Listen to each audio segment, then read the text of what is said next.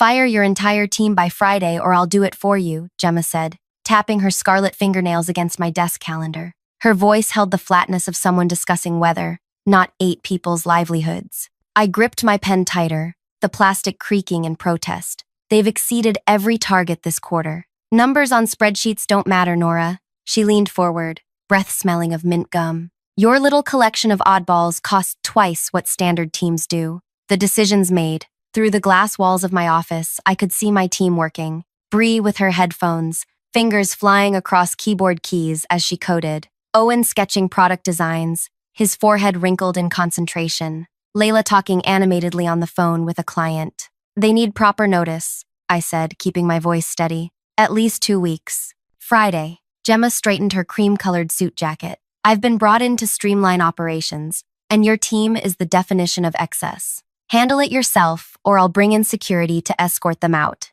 Your choice. She strode away, heels clicking against the tile floor. My hands trembled as I opened my desk drawer, touching the stack of thank you cards my team had given me last month when we'd completed the Jasper project. Cards filled with heartfelt messages about belonging and purpose. This team had saved the company when sales plummeted 18 months ago. We'd rebuilt everything from the ground up, while executives panicked in their meetings. Nobody knew because we worked behind the scenes, solving problems others couldn't even identify.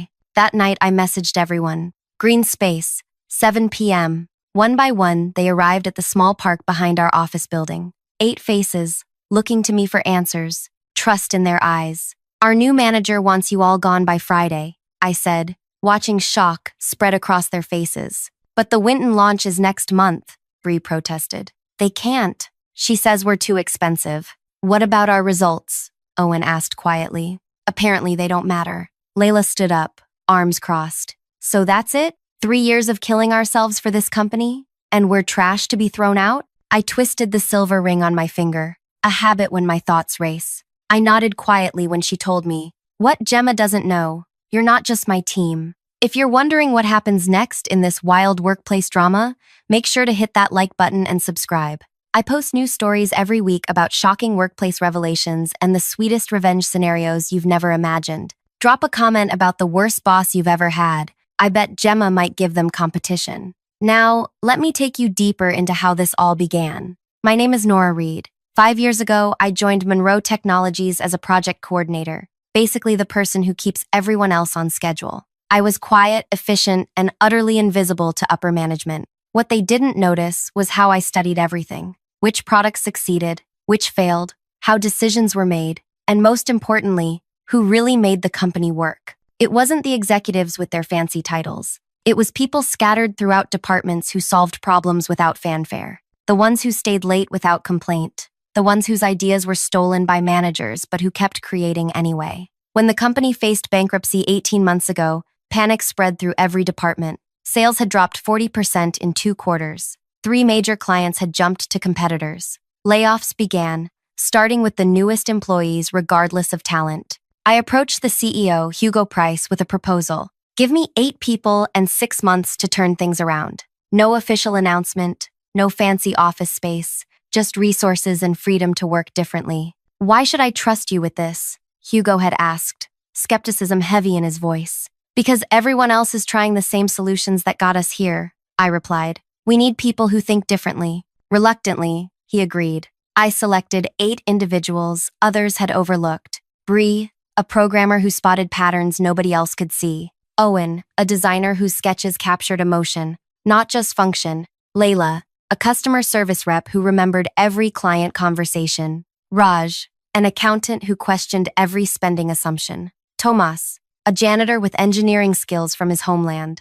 Donna, a receptionist who spoke 7 languages and read industry reports for fun. Kit, a delivery driver who understood our product failures better than our engineers. Yvette, a cafeteria worker who had 3 patents before emigrating here. We claimed a forgotten storage room as headquarters. While others attended endless crisis meetings, we redesigned products, rebuilt customer relationships, and reimagined how the company operated. Within 6 months, sales stabilized. By 10 months, growth returned. The executives celebrated their bold leadership, while we continued our quiet work, making improvements nobody noticed until they succeeded. Hugo knew what we'd accomplished. He doubled our budget and gave us freedom to choose projects. We became the Special Solutions Initiative, though most employees had no idea we existed. Then came the restructuring. Hugo was pressured by investors to bring in efficiency experts. That's when Gemma arrived. Gemma Wells came with a reputation for cutting costs by eliminating departments. She'd closed entire divisions at 3 different companies, always delivering short-term profit boosts while leaving devastation behind. Her nickname in industry circles was the Pruner. Our first meeting should have warned me. So you run this? She paused, glancing at her tablet. Special Solutions Team? What exactly do you solve? We identify problems before they become crises, I explained. Our work on the Winton system prevented a major security breach last quarter. She scrolled through figures. Your team costs $1.2 million annually. That's excessive for support functions. We're not support, we're innovation, and every department claims they're essential, Nora. Her smile never reached her eyes. I need measurable outcomes, not stories. I provided reports detailing our contributions. $14 million in prevented losses, 5 new product features that increased market share, customer retention improvements worth $3 million annually. She set them aside without reading. I'll review these when I have time. For 3 weeks, she shadowed departments, interviewed employees, and examined budgets. She never once spoke with my team members or asked about their work. I watched her building her case against us, searching for evidence to support her predetermined conclusion. The Friday she demanded I fire everyone, I'd already suspected it was coming. What I hadn't expected was the cruelty of the timeline. After my team gathered at the park, I laid out what I knew. Gemma's making cuts everywhere, but we're first because she doesn't understand what we do, I explained. She sees expenses without recognizing value. So we're just supposed to accept this? Layla demanded. After everything we've done? No, I said quietly. We're going to show her exactly who we are. How? Raj asked. She doesn't even acknowledge us when we pass in the hallway. I smiled for the first time that day. Remember how we solved the Trenton distribution problem? By going around the official channels, Owen said slowly. By using relationships instead of protocols. Exactly. I leaned forward. Gemma thinks knowledge flows through organizational charts. She doesn't understand it flows through people. What are you suggesting? Tomas asked. A demonstration of value. But first, we need to appear defeated. For the next 3 days, we followed a careful script. We packed personal items gradually. We transferred project files to shared drives. We trained replacement contacts for urgent matters. To anyone watching, we were resigned to our fate. Gemma observed with obvious satisfaction, stopping by my office Thursday afternoon. I'm pleased you're handling this professionally, she said. Some managers get emotional. I understand business necessities, I replied, placing framed photos in a cardboard box. This is why you'll survive the cuts. You're practical. She tapped her tablet. I've scheduled exit interviews tomorrow at 2 p.m. Security will collect access cards afterward. After she left, I sent one final message to the team. Activation, Blue Protocol. Friday arrived with somber efficiency. My team cleared desks, said goodbyes, attended exit interviews where Gemma explained their termination with rehearsed sympathy. Security collected badges, passwords were changed, email accounts deactivated. By 5 p.m., it was done. 8 talented people were officially no longer employees of Monroe Technologies. Gemma sent me a brief message. Clean execution. Well done. I didn't reply. Instead, I made a phone call. It's time, I said when Hugo answered. Everything proceeded as expected. Are you sure about this, Nora? There's significant risk. I'm certain. Monday's board meeting. Full demonstration. Consider it approved, he said after a moment's hesitation. The weekend stretched endlessly as I prepared. Sunday night, I could barely sleep, my mind racing through possibilities, contingencies, outcomes. By Monday morning, I felt calm in that strange way that comes after passing through intense anxiety. I arrived early, dressed in a deep blue suit I'd never worn to the office before. Gemma was already there, reviewing presentations for the quarterly board meeting. I've included your team's elimination in the efficiency highlights, she informed me. 10% immediate cost reduction is impressive. Thank you for featuring our contribution, I replied, my voice neutral. She glanced at me, perhaps sensing something off in my tone, but was distracted by her ringing phone. At 9 a.m., board members began arriving. 12 men and women in expensive suits filed into the main conference room, greeted by Gemma with practiced charm. "We have significant progress to report," she told them, pointing to seats. "The restructuring is already showing results." I stood quietly at the back of the room, watching. At precisely 9:15, the side door opened. Hugo entered first, followed by 8 familiar faces. My team. Gemma's presentation stalled mid-sentence as confusion crossed her face. "What are they doing here?" she hissed at me. I didn't answer. I didn't need to. Because the board members were standing, greeting my team with handshakes, hugs, and warm smiles of recognition. Gemma's polished demeanor cracked as she watched the chairman of the board, Alistair, embrace Tomas like an old friend. "How's Elena doing with her science project?" Alistair asked him. "First place," Tomas beamed. "The scholarship committee interviews next week." Across the room, Victoria, our lead investor, was showing Bree pictures on her phone. "The coding camp was a huge success," Victoria said. 20 girls, all creating their first apps. "They still talk about your workshop." Gemma stepped toward Hugo, her voice tight. "What's happening?" "These people were terminated on Friday." "Were they?" Hugo replied mildly. "I don't recall authorizing that." The board meeting hadn't officially begun, yet the room had transformed into a reunion. Raj and the finance director discussed community garden plans. Kit chatted with 3 board members about weekend fishing results. Donna approached with a tray of coffee. She handed a cup to the eldest board member, Jerome. "1 cream, no sugar, with cinnamon," she said. Jerome squeezed her hand. "Just how I like it. How's that grandson of yours doing at university?" "Top of his engineering class." That recommendation letter opened every door. Each interaction revealed connections I'd never disclosed to Gemma. Relationships built through years of genuine interaction, not corporate networking events. Gemma's gaze darted between faces,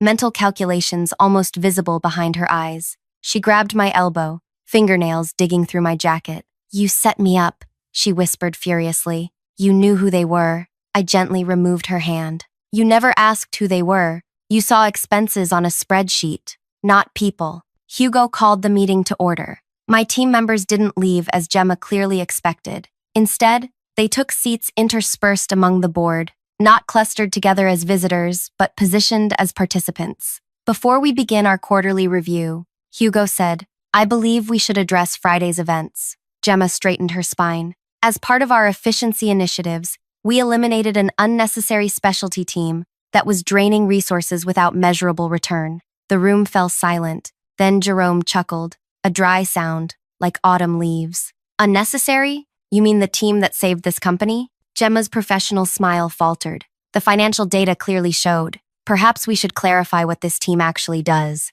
Hugo interrupted. "Nora, would you introduce the Special Solutions Initiative properly?" I stood, feeling oddly calm. 18 months ago, when we faced potential bankruptcy, I proposed creating a team that worked differently, not bound by traditional department limits. People selected for problem-solving abilities, not credentials. I pointed to each team member as I continued. Bree redesigned our entire security infrastructure after identifying vulnerabilities nobody else spotted. Owen's product redesigns increased user satisfaction by 42%. Layla rebuilt relationships with clients we'd nearly lost. With each achievement I listed, Gemma's expression tightened. She flipped frantically through her tablet, searching for information she'd never bothered to collect. "But these accomplishments aren't in the quarterly reports," she protested. "They are," Raj said, "just not labeled as our work. We solve problems, then hand solutions to the appropriate departments for implementation. Which is why," I continued,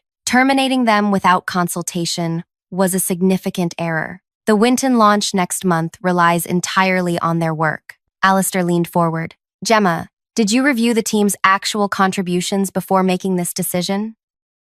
"I requested data," she said defensively. "What I received didn't justify their budget." "I provided comprehensive reports," I countered, opening my laptop, "including this email thread where you acknowledged receipt but never discussed the contents." The projector displayed our exchange. My detailed reports attached to multiple messages, her cursory responses without substantive engagement. Victoria frowned. "So you eliminated a team without understanding their function?" "I understood their expense," Gemma insisted. "Efficiency requires difficult decisions. Efficiency without effectiveness is just organized failure," Jerome said, triggering murmurs of agreement around the table. Hugo stood. "Let's be clear about what happened." Gemma terminated 8 people whose work is critical to projects representing 30% of next quarter's projected revenue. The temperature in the room seemed to drop. Board members exchanged glances heavy with concern. Fortunately, Hugo continued, Nora alerted me to the situation.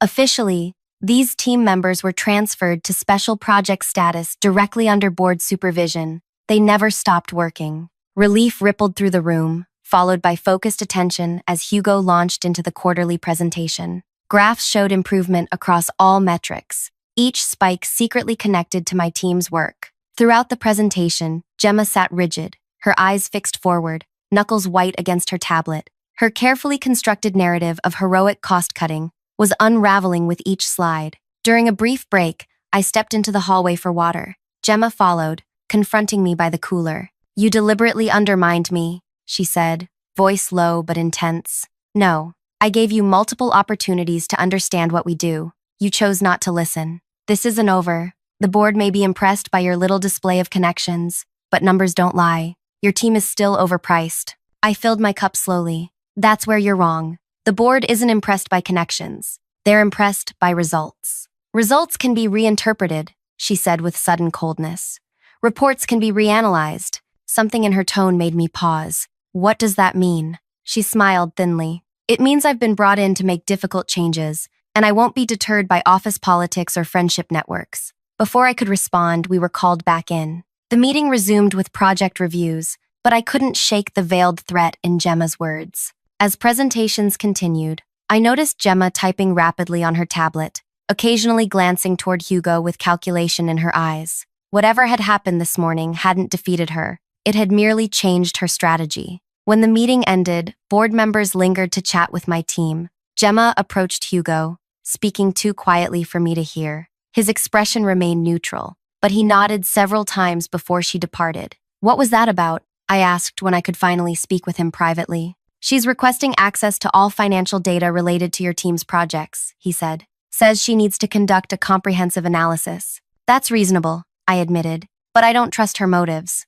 Neither do I, which is why I'm assigning Raj to assist her. Full transparency, full supervision. I nodded, relieved but still uneasy. Over the next week, a strange calm descended. My team returned to their workspace, continuing projects as before. Gemma retreated to her office, surrounded by spreadsheets and reports. She was polite when we passed in hallways but offered nothing beyond professional courtesy. On Thursday, Raj reported back after 3 days working with Gemma. She's searching for inefficiencies, he said, pushing his glasses up his nose, but also asking questions about decision processes, approval chains, who signs off on what. Mapping the power structure, I mused.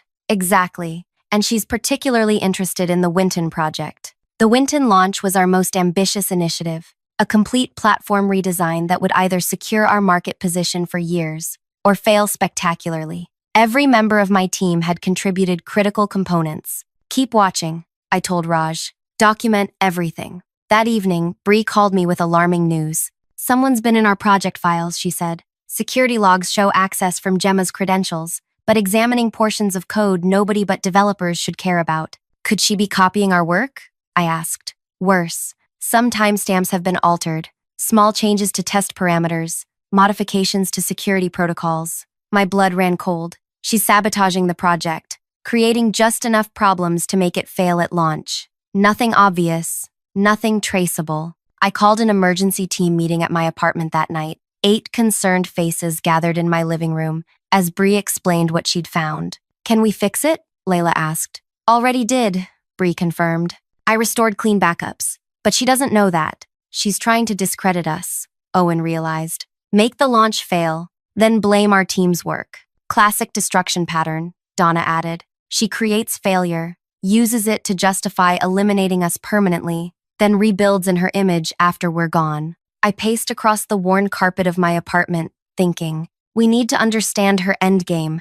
This isn't just about cutting costs anymore. It never was, Kit said quietly. Check her history at previous companies. Same pattern. Eliminate innovative teams, restructure departments, then move on once short-term profits rise, but before long-term damage becomes obvious. But why? Yvette asked. What does she gain? Reputation, Tomas suggested. Each success makes her more valuable for the next company. I stopped pacing. No, there's something else. Raj, did you notice anything about which questions she asked? Any pattern? Raj thought for a moment. She was particularly interested in approval processes for external vendors. The pieces suddenly connected in my mind. The vendors for Winton. Who selected them? We interviewed 12 possibilities, Owen said. Recommended 3 to the board. They selected Next Level. And the other 2 finalists? Telarus and Vanguard Systems. I opened my laptop, searching news articles from Gemma's previous companies. 3 restructurings,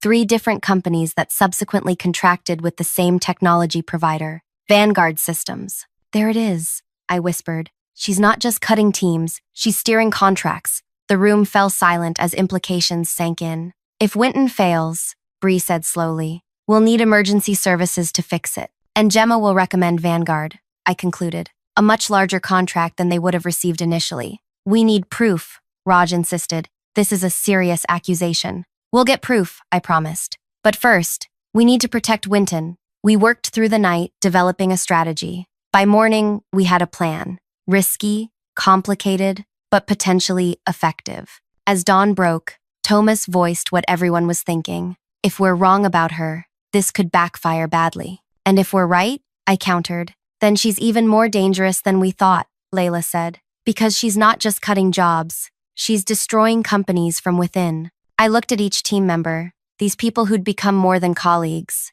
Are we doing this? 8 nods answered me. That Monday, I requested a meeting with Gemma. She received me with cool professionalism, gesturing to the chair opposite her desk. I wanted to discuss Winton's final testing phase, I began.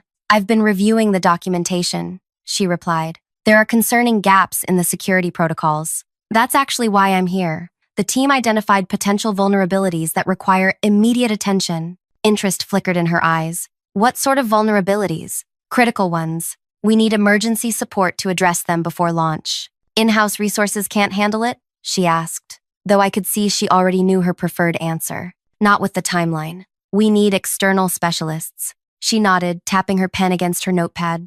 I might have recommendations. We were hoping you would, I replied, maintaining a concerned expression. The board trusts your judgment on vendors. I'll prepare options by tomorrow, she said. This is exactly why companies need efficiency experts, to identify weaknesses before they become crises. As I left her office, my phone vibrated with a message from Bree. Access confirmed. Recording everything. The trap was set. Now we just needed Gemma to walk into it. The next morning, Gemma called me into her office. 3 vendor proposals sat on her desk, their logos visible on the cover pages. Next Level, Telarus, and Vanguard Systems. I've reviewed potential emergency support options, she said, sliding Vanguard's proposal forward. This one offers the most comprehensive solution. I examined it, noting the extensive services list and eye-watering price tag. It's considerably more expensive than our initial budget. Quality costs, she replied smoothly. Would you rather save money or save the project?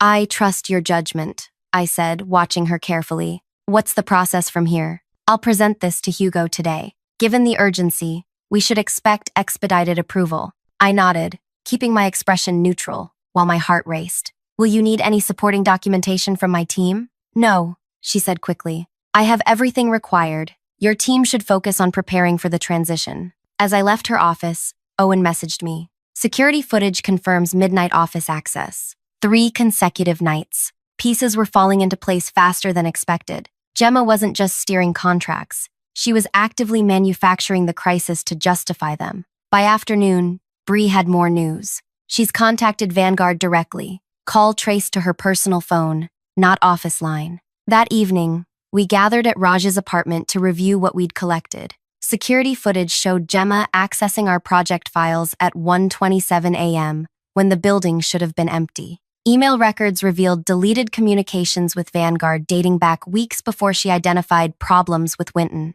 Financial analysis showed suspicious patterns at her previous companies, each hiring Vanguard shortly after restructuring. It's enough to raise serious questions, Raj said, but not conclusive proof of deliberate sabotage. We need more, I agreed. And we need it before Friday's emergency board meeting. Tomas looked up from his tablet. What if we give her exactly what she wants? What do you mean? Layla asked. Make it easy for her. Too easy. People get careless when they think they're winning. The plan crystallized from there. We would appear to stumble, creating an opening so tempting Gemma couldn't resist overreaching. Thursday morning, I entered Hugo's office with rehearsed anxiety. We've discovered critical issues with Winton, I told him. Multiple security vulnerabilities suddenly appearing in previously tested code. His eyebrows shot up. How is that possible? We're investigating, but launch is in serious jeopardy. Gemma suggested bringing in external support. Hugo frowned. That would blow the budget significantly. I know, but we may not have options. She's calling an emergency board meeting tomorrow to discuss solutions. I'll be there, he promised. Concern etched across his face. Later that day, I made sure Gemma overheard me on a phone call, my voice deliberately stressed. We can't fix it internally, I said to no one. Too many corrupted files. Yes, I've told Hugo. No, we don't know how it happened. When I hung up, Gemma appeared in my doorway. Problems with Winton? She asked, poorly concealing her satisfaction. Major ones, I confirmed. The presentation files for tomorrow are in the shared drive if you need them for the meeting. That night, security cameras recorded Gemma entering the building at 11:42 p.m., heading straight to her office. As we predicted, she accessed the presentation files, making substantial edits. She then accessed our project database one final time. At 6 a.m., Bree confirmed. She took the bait, modified the demo files, and inserted additional errors. Everything recorded? I asked. Every keystroke, every file access, every phone call. By 9 a.m. Friday, the boardroom was filled with tension. Board members murmured among themselves as Gemma arranged her materials confidently at the head of the table. Hugo opened the meeting. We're here to discuss urgent issues with the Winton project. Gemma, you've been investigating? Gemma stood, projecting calm authority. Unfortunately, I've uncovered serious problems throughout the project. What began as minor concerns has revealed fundamental flaws in the development approach. She launched into a detailed presentation, highlighting numerous issues, some real, most fabricated, all allegedly stemming from my team's work. These aren't simple bugs, she explained. These are architectural failures that threaten the entire platform. Board members exchanged worried glances. Victoria leaned toward me, whispering, "Is this accurate?"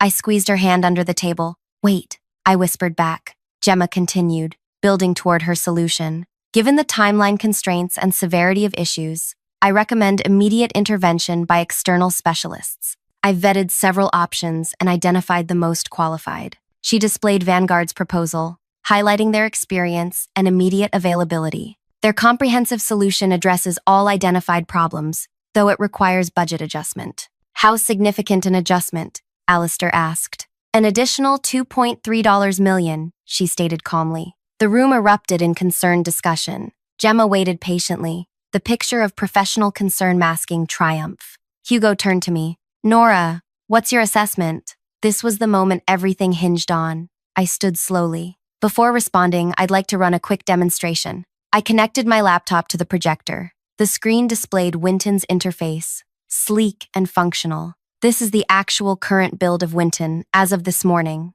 I explained. I'll run a standard security test sequence. The system executed perfectly, security protocols engaging precisely as designed. Confusion spread across the boardroom. Gemma's expression hardened. That's impossible, she said. The reports clearly showed critical failures in those exact protocols. Those reports were modified, I stated simply, just as the project files were tampered with. The room fell silent. Serious accusation, Hugo said carefully. Do you have evidence? Comprehensive evidence, I confirmed, changing the display to show a split-screen security recording. The left side showed Gemma entering the building Wednesday night. The right side displayed her computer screen as she methodically altered test results and inserted malicious code into project files. What is this? Gemma demanded, her voice rising. This is footage from our security system and screen recording software, I explained. Standard protocol for all access to critical project files. I advanced to another clip.